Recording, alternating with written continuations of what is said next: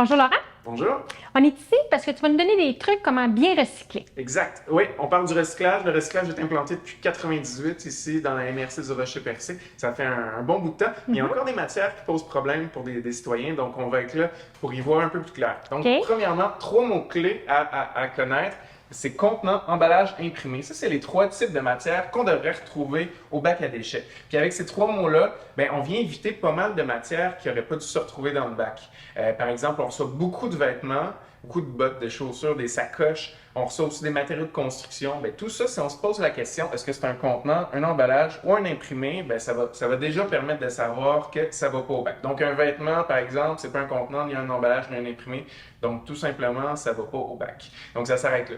Ensuite, il y a 5 catégories de matières qui sont acceptées au bac. Puis là, on va voir ça un petit peu plus en détail tout de suite après. Il y a le papier, carton, plastique, verre, métal. Donc, c'est vraiment les 5 matières. Si vous avez un produit qui n'est pas dans l'une de ces 5 matières-là, disons, je prends l'exemple d'une boîte de clémentines. Hein, on voit surtout ça, ça va commencer bientôt le temps des clémentines, donc l'automne, l'hiver. On retrouve beaucoup ici de boîtes de clémentines au centre de tri. Les gens, ils se disent, c'est un contenant, on avait des clémentines dedans. Donc, la logique est bonne, c'est un contenant, mais c'est en bois. Et puis, le bois, malheureusement, on trouve ça nulle part. De plus en plus, il y a des boîtes de carton, des boîtes de clémentines en carton. Donc, ça, effectivement, ça ira au bac bleu. Mais pour ce qui est des boîtes de clémentines en bois, ça y va pas. Donc, vraiment, c'est vraiment le principe qui guide pas mal qu'est-ce qui va au bac bleu. Puis, on va voir un petit peu plus, avec un peu plus de détails, qu'est-ce qui va au bac, mais ça donne vraiment une bonne idée, là, 98%, là, si on répond à ces critères-là, on se doute que ça peut aller au bac bleu. Donc là, on va vérifier, on va se pencher là-dessus. Donc, on va commencer peut-être par le papier carton. Okay. Donc, on va commencer le papier carton. Ça, j'ai pas trop besoin d'expliquer. Il n'y a pas trop de problèmes d'habitude avec le papier carton. Mais un des problèmes qu'on a, c'est les circulaires. On voit qu'il y a beaucoup de gens qui laissent les circulaires dans les sacs en plastique. Donc, nous, une des tâches qu'on a à faire ici au centre de tri, c'est d'ouvrir ça, parce que les matières doivent être séparées. Tantôt, on a dit les 5 catégories de matières, mais il faut les avoir le plus séparées possible. Si on a les deux, on ne met pas le plastique et le papier à la même place, donc il faut vraiment séparer les deux. Donc, si vous voulez nous donner un petit coup de pouce, dans votre bac bleu, vous ouvrez le sac du Publisac, vous mettez en vrac dans le bac le sac et puis les circulaires. Même chose pour ça ici, hein, des cartons à canettes ou à bouteilles de liqueur. Ouais. Nous, les employés ici au centre de tri, ils doivent eux-mêmes ouvrir ça. Ouvrir. Donc, ce qui serait apprécié, ce serait que les citoyens ou les commerces séparent directement ces matières-là. Et puis là, dans les deux cas, c'est en papier, en carton, ça va au recyclage. Je vois que tu avais une boîte à pizza. Oui. Ça m'a toujours intégré, là.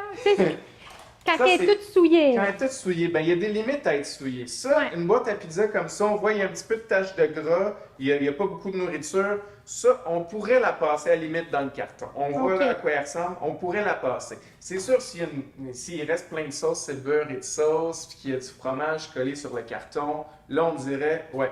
Sur notre territoire, dans la MRC du Rocher-Percé, ça va au bac brun pour le compost. Vous pouvez même mettre ça dans votre composteur domestique, peut-être, si c'est trop souillé. Mais c'est ça. Donc, ça dépend du niveau de saleté. Okay. Si c'est peu comme ça, c'est tolérable. S'il y a vraiment trop de nourriture dedans, là, ça irait au bac brun.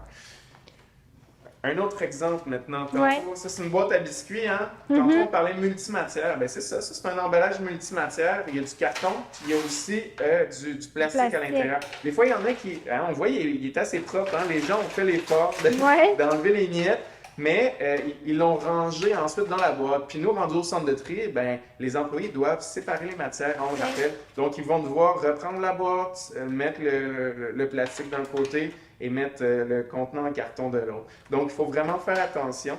Puis ça, il faut faire attention aussi au plastique. Là, je le reconnais, ce plastique-là, il se casse aussi. Ça semble être en polystyrène. Donc, le polystyrène, c'est le plastique numéro 6. Tantôt, on a dit qu'on le prenait pas.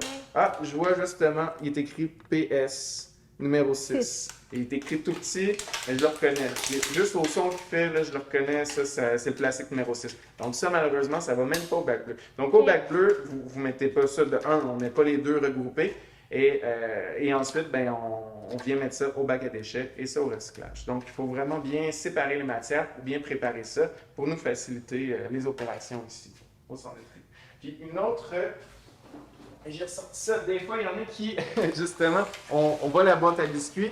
Ça, c'est un petit peu la même chose. Quelqu'un qui s'est dit, tiens, une belle boîte en carton, on va remplir ça de Ça va matière. prendre moins de Ça va place prendre dans moins mon de place. bac, Je fais ouais. ça, tu sais, je sors de ma maison, je vais juste mettre la boîte dans le bac, ça va être beaucoup plus simple. Là, on voit, ben, c'est la même réalité rendue ici, là. Donc, on a des contenants de plastique, on a une bouteille de vin, tout ça dans la boîte à carton. Tu sais, une chance qu'on l'a attrapé, parce que si ça avait passé plus loin, on aurait peut-être pu penser que c'était du carton, puis là, on aurait tout mis ça, ces matières-là, dans le carton. Donc, c'est important de bien séparer les matières. OK. Donc, le carton, ça va quelque part, le verre, ça va ailleurs.